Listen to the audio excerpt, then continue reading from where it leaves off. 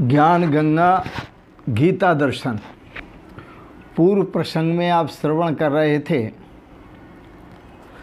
भगवान को तत्व से न जानने वालों का पतन। आज के प्रसंग में आप श्रवण करेंगे उपासना के अनुसार फल प्राप्ति का कथन। गीता दर्शन अध्याय 9 श्लोक 25। भगवान श्री कृष्ण जो भी कहते हैं वो खरा और साफ सुथरा। सुने, यान्ति देवव्रता देवान् पितॄन् यान्ति पितृव्रताः भूतानि यान्ति भूतेज्या यान्ति मद्या जिनोपि माम्। भगवान श्री कृष्ण कहते हैं देवव्रता देवानि यान्ति, जो देवों का पूजन करते हैं वो देवों को प्राप्त होते हैं। पितॄन् यान्ति पितृव्रता, और जो पितरियों का पूजन करते हैं वो पितरियों को प्राप्त होते हैं।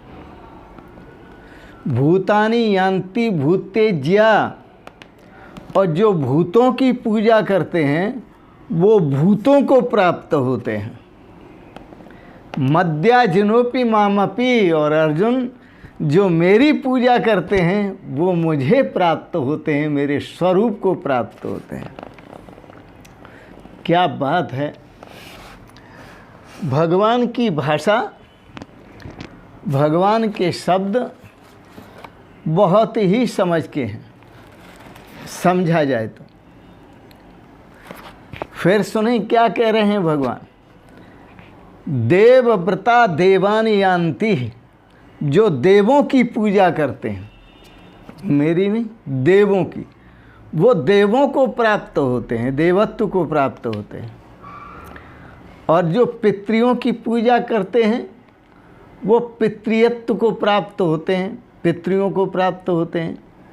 और जो भूतों की पूजा करते हैं वो भूतों को प्राप्त होते हैं। और भगवान कहते हैं जो मेरी पूजा करते हैं वो मुझे प्राप्त होते हैं। इसलिए पूजा भगवान की, पर भगवान की पूजा बिना ज्ञान के नहीं होगी। आपको भगवान के स्वरूप का ज्ञान नहीं है तो आप भगवान की पूजा कर ही नहीं सकते। और आप जो भी कर रहे हैं वो बिल्कुल अलग है। इस रहस्य को भी समझें। यह रहस्य समझने जैसा है। यान्ति देवव्रता, तो देव तो पहले हो चुके हैं। वर्तमान में कौन देव है बताइए? कोई देव हो तो वर्तमान में बताओ। भगवान श्री राम पहले हो चुके, भगवान श्री कृष्ण पहले हो चुके, भगवान शंकर पहले हो चुके, सब पहले हो चुके। और जितने भी देवता हों वो सब पहले हो चुके हैं। वरुण आदि जितने भी देवता हैं सब पहले हो चुके हैं। तो पहले का मतलब हुआ भूतकाल में। और पितृ किसको कहते हैं? जो चले गए इस संसार से, जो चले गए शरीर त्याग करके, जो पितृ, उनको पितृ कहते हैं। वो भी भूतकाल में है, उनको पितृ कहते हैं। और तीसरा है भूतानि यान्ति भूतेज्या, और भूतकाल में जो गए हैं उनकी जो पूजा करते हैं वो भूतों को प्राप्त होते हैं। समझ लीजिए, पीपल की पूजा करने वाले पीपल बनते हैं, पत्थर की पूजा करने वाले पत्थर बनते हैं, बट की पूजा करने वाले बट वृक्ष बनते हैं, तुलसी की पूजा करने वाले तुलसी बनते हैं, आदि आदि। और भगवान श्री कृष्ण कहते हैं जो मेरी पूजा करते हैं वो मेरा स्वरूप प्राप्त करते हैं। यही रहस्यपूर्ण है। तो जब तक तुम हो और तुम्हारा देवता है, तब तक तुम देवों की पूजा करते ही रहोगे। जब तक तुम हो और तुम्हारे पितृ हैं, तब तक तुम पितृयों की ही पूजा करते रहोगे। और जब तक तुम हो तब तक तुम्हारे भूत हैं, तब तक तुम भूतों की ही पूजा करते रहोगे। जब तक तुम हो तब तक भूत हैं, क्योंकि भूत तुम पे ही चिपटते हैं, सब पे नहीं चिपटते। लेकिन जिस दिन तुम समाप्त हो जाओगे, केवल परमात्मा स्वरूप ही परमात्मा रह जाएगा, उस दिन आप परमात्मा के स्वरूप को उपलब्ध हो जाएंगे। महापुरुष संत जन कहा करते हैं, मिटा दे यार हस्ती को, मिटा दे यार हस्ती को, अगर कुछ मर्तबा चाहे मिटा दे, मिटा दे यार हस्ती को, अगर कुछ मर्तबा चाहे, कुछ होना चाहता है तो अपनी हस्ती को मिटा, अपने को समाप्त कर। मिटा दे यार हस्ती को, अगर कुछ मर्तबा चाहे कि दाना खाक में मिलकर, दाना जब मिटता है तो वो वृक्ष हो जाता है, कि दाना खाक में मिलकर गुले गुलजार होता है। जब दाना धूल में मिलकर के वो मिट जाता है, उस समय वह दाना एक सुंदर पौधा बनता है, वृक्ष बनता है, सुंदर फूल और सुंदर फल और सुंदर छाया, इस संसार के उपकार के लिए बहुत कुछ हो जाता है। लेकिन वह दाना जब तक मिटता नहीं, तब तक न फूल दे सकता है, न फल दे सकता है, न छाया दे सकता है, कुछ नहीं दे सकता। इसी प्रकार से मिटा दे यार हस्ती को। यहाँ शर्त यह है अपने को मिटाने की। मैं आपको एक सुंदर चर्चा सुनाता हूँ रामकृष्ण परमहंस की। रामकृष्ण परमहंस माता के पुजारी थे, काली माँ के पुजारी थे, बड़े जबरदस्त पुजारी थे। और महाराज नौकरी करते थे वो काली के मंदिर में, और नौकरी करते हुए पूजा करते थे। जब पूजा करते थे तो वहाँ के स्थानीय जो लोग थे, उन्होंने सोचा कि देखते हैं ये पूजा कैसे करते हैं। तो पूजा करते करते ही उनका पूजा का जो ढंग था बदल गया। लोग पूजा तो करते हैं, लेकिन उन्हें ये पता नहीं कि पूजा कैसे करनी चाहिए। लोग पूजा करते हैं, लेकिन उन्हें ये पता नहीं कि पूजा कैसे करनी चाहिए, उसका तरीका क्या है, पूजा करने की विधि क्या है, मेथड क्या है। पूजा तो करते हैं, लेकिन पूजा करने का तरीका पता नहीं।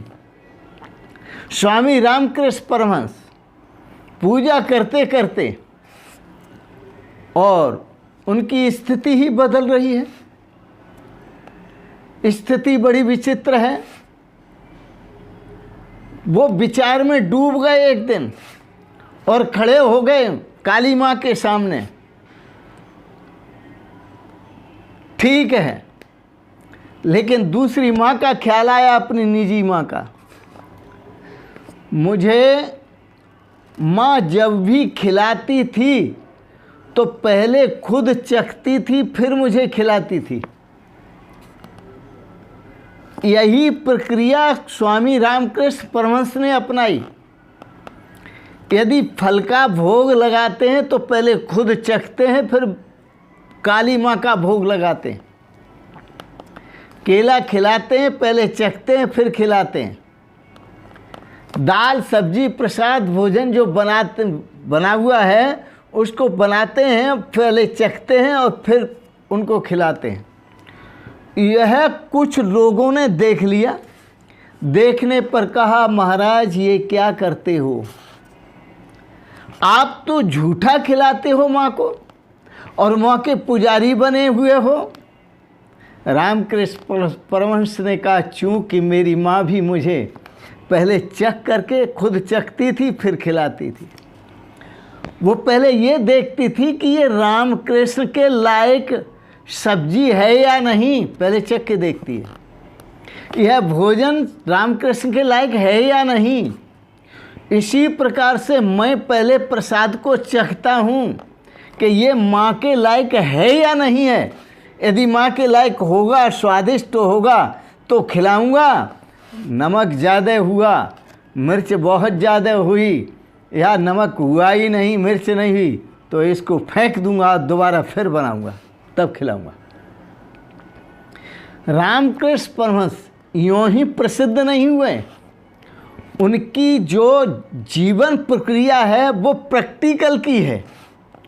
उनकी जो जीवन प्रक्रिया है वो क्रियात्मक है। लोगों ने कहा ये क्या करते हो तुम, झूठा चढ़ाते हो, झूठा खिलाते हो। बोले जब तक मैं नहीं चख लूँगा तब तक मैं खिला नहीं सकता माँ को। अधिकारियों ने कहा, मंदिर के अधिकारियों ने, तुम्हारी तनख्वाह बंद कर देते हैं। उनकी तनख्वाह बंद कर दी गई पुजारी के पद की, और कहा तुम ऐसे ही रहो, कोई तनख्वाह बनका नहीं मिलेगी, तनख्वाह बंद। फिर भी उनकी प्रक्रिया वो ही रही। एक दिन तो ऐसा हुआ कि वो भोग लेकर के हाथ में खड़े हुए हैं, चेक करके देख लिया, बढ़िया प्रसाद नहीं पाया, माने स्वीकार नहीं किया, माँ के आगे रख दिया और वह हाथ जोड़कर खड़े हो गए। जब खड़े हो जाते हैं तो अचानक एक अघटनीय घटना घटती है। कहीं से उनके हाथ में तलवार आ जाती है और एक झटके में तलवार को उठा करके वो अपने गले पर रख लेते हैं और कहा, माँ तुम प्रसाद नहीं पाती तो हम भी नहीं जीते, जिएंगे तो तेरी खातिर, नहीं तो हम नहीं जिएंगे। जिएंगे तो तेरी खातिर, नहीं तो हम नहीं जिएंगे, या प्रसाद पाओ। नहीं पाती तो मैं अपने को समाप्त करता हूँ, मैं अपने को समाप्त करता हूँ। तलवार ले गले पर रख ली। अचानक बड़ा सुंदर दृश्य बना के तलवार उनके हाथ से छूट गई, जमीन पर गिर गई। काली माँ उठा कर के प्रसाद को और पा रही हैं और मुस्कुराती हुई, खुश होती हुई रामकृष्ण परमहंस की बात देख रही हैं। रामकृष्ण परमहंस ने विचार किया, ये कैसी लीला है। जब तक मैं था तब तक कभी इस प्रकार से प्रसाद माँ ने ग्रहण नहीं किया, मेरी पूजा इस प्रकार से ग्रहण नहीं की। आज मैंने तलवार लेकर अपने को समाप्त कर दिया तो माँ पूजा ग्रहण कर रही हैं। इसका भाव है कि रामकृष्ण माँ को और समझते थे, अपने को और समझते थे, तब तक माँ ने ढंग से प्रसाद नहीं पाया। रामकृष्ण परमहंस ने अपने को समाप्त किया और कहा माँ को, बस तू ही है, मैं नहीं हूँ। और माँ ने प्रसाद बड़े प्रेम से पाया, बड़े खुश होके पाया, बड़े आनंदित होके पाया।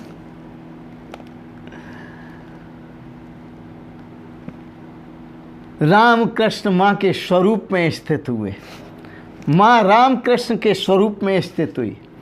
यहाँ पूजक और पूज्य दो नहीं है, तीनों एक हो गए। पूजा, पूजक, पूज्य, यहाँ दो नहीं हैं, दोनों एक हो गए, बल्कि तीनों एक हो गए।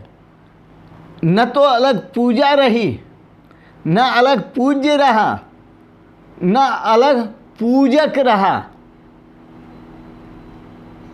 बस रामकृष्ण परमहंस माँ के साथ एक हो गए, माँ मान रही, रामकृष्ण परमहंस रामकृष्ण न रहे। वह केवल चेतन स्वरूप, परमात्मा स्वरूप, ब्रह्म स्वरूप, जिसके लिए भगवान श्री कृष्ण ने पहले कहा अहम ही सर्व यज्ञानां भोक्ता च प्रभुरेव च, मैं ही सभी यज्ञों का भोक्ता हूँ, मैं ही सबका स्वामी हूँ। न तुमाम यो अभिजानाति जानन्ति, जो मुझे तत्व से नहीं जानते, जो मुझे तत्व से नहीं जानते, च्यवंती, वो बार बार जन्मते हैं, बार बार मरते हैं। आज स्वामी रामकृष्ण परमहंस इस बंधन से छूट गए, जन्म और मृत्यु के बंधन से छूट गए। न जन्म है न मृत्यु है, और वो उस अविनाशी स्वरूप के साथ एक हो गए, जिसके लिए भगवान श्री कृष्ण कहते हैं अहम ही सर्व यज्ञानां, जितने भी पूजन हैं उन सब की पूजक हैं, उन सब की जो पूजा है वह सब मैं ही ग्रहण करता हूँ। भगवान श्री कृष्ण कहते हैं अहम ही सर्व यज्ञानां भोक्ता, जितने भी पूजा करने वाले हैं सबकी पूजा मैं ही ग्रहण करता हूँ, और सबका प्रभु मैं ही हूँ। परंतु याद रखना, वे लोग जो तत्व से मुझे नहीं जानते, ते चिवंती, वो जन्म मृत्यु के बंधन में गिर जाते, बार बार जन्मते हैं और बार बार मरते। यान्ति देवव्रता देवान् पितॄन् यान्ति पितृव्रताः, भूतानि यान्ति भूतेज्या यान्ति मद्याजिनोऽपि माम्। और जो मेरे भक्त हैं वो मेरा पूजन करते हैं अपने को मिटाकर। इसलिए मैंने शुरू में कहा मिटा दे यार हस्ती को, अगर कुछ मर्तबा चाहे कि दाना खाक में मिलकर गुले गुलजार होता है। पूर्ण आनंद की प्राप्ति, पूर्ण शांति की प्राप्ति, शाश्वत शांति की प्राप्ति और शाश्वत सुख की प्राप्ति अपने मिटाने में है। जब तक तुम रहोगे तब तक परमात्मा की प्राप्ति नहीं होगी, शाश्वत सुख और आनंद की प्राप्ति नहीं होगी। और जब शाश्वत सुख और आनंद की प्राप्ति हो जाएगी और परमात्मा के स्वरूप की प्राप्ति हो जाएगी तो तुम न रहोगे, तुम न रहोगे। याद रखना, ये रहस्य है। तो इसलिए भगवान श्री कृष्ण कहते हैं हे अर्जुन, यान्ति देवव्रता देवान् पितॄन् यान्ति पितृव्रताः, जो देवों की पूजा करते हैं वो देवत्व को प्राप्त होते हैं, जो पितरियों की पूजा करते हैं वो पितरियों को प्राप्त होते हैं, और जो भूतों की पूजा करते हैं वो भूत बन जाते हैं, चिपकते हैं सब पर।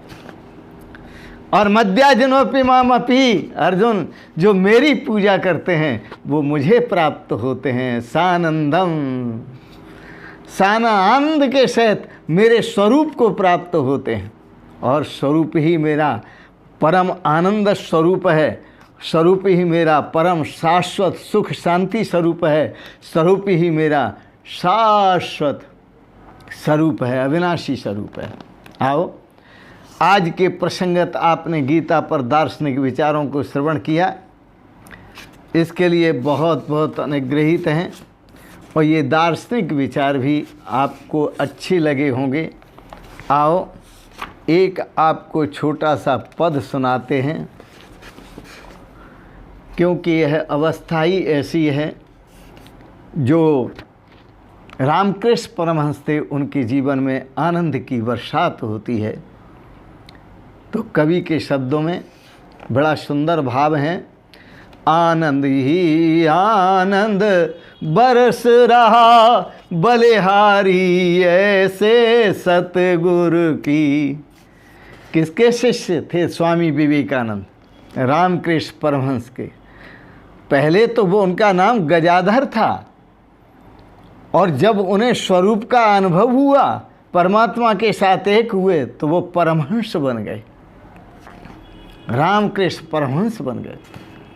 आनंद ही आनंद बरस रहा बलिहारी ऐसे सतगुरु की। आनंद ही आनंद बरस रहा बलिहारी ऐसे सतगुरु की। बलिहारी ऐसे सतगुरु की, बलिहारी ऐसे सतगुरु की, बलिहारी ऐसे सतगुरु की। आनंद ही आनंद बरस रहा, बलिहारी ऐसे सतगुरु की। धन भाग्य हमारे आज हुए, धन भाग्य हमारे आज हुए, शुभ दर्शन ऐसे सतगुरु के। धन भाग्य हमारे आज हुए, शुभ दर्शन ऐसे सतगुरु के।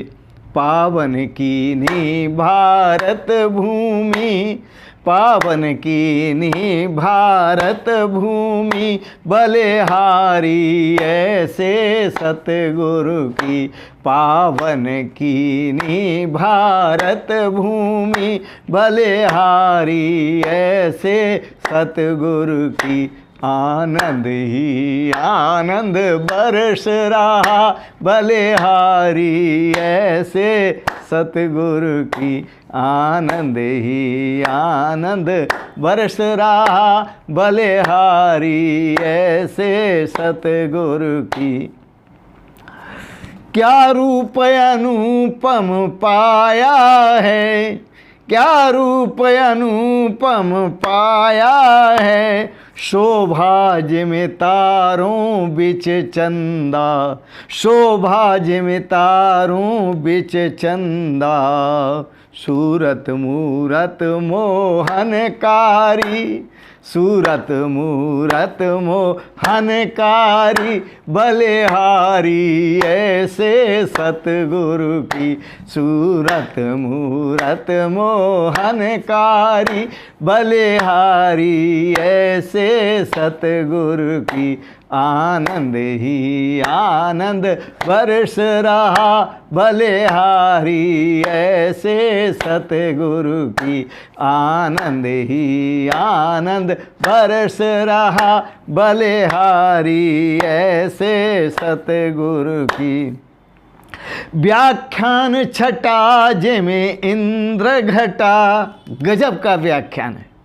व्याख्यान छटा जिमें इंद्र घटा, बरसत वाणी अमृत धारा, बरसत वाणी अमृत धारा।